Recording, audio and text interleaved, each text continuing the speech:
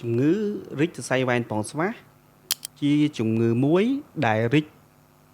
ទៅលើទំហំរបស់បណ្ដុំនៃសរសៃវ៉ែនរបស់ប៉ងស្វាហើយជាទូទៅវាមានរោគសញ្ញាមួយចំនួនដូចជាទី1អ្នកជំងឺអាចឈឺចាប់នៅលើថង់ប៉ងស្វាអ្នកជំងឺខ្លះអាចឈឺមួយចំហៀងបើសិនកើតចំហៀងបើកើតពីរទាំងសងខាងអាច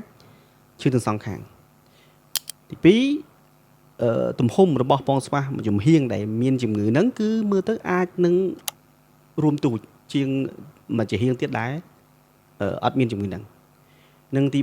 3រោគសញ្ញាដែលបងប្អូនអាចកត់សម្គាល់ដោយខ្លួនឯងបានគឺតាក់ទងជាមួយនឹងមើលទៅឃើញនៅលើប៉ងស្វាយើងដូចសរសៃមីអញ្ចឹងប៉ុន្តែបើសិនជាឃើញដូចសរសៃមីអញ្ចឹងមានន័យថាវាស្ថិតនៅក្នុងដំណាក់កាលទី3ហើយអញ្ចឹងអ្នកជំងឺពាក្យច្រើនឃើញជំងឺនេះក្នុងដំណាក់កាលទី3អញ្ចឹងសូមកុំភ្លេច check up មើលប៉ងស្វាទាំងអស់គ្នា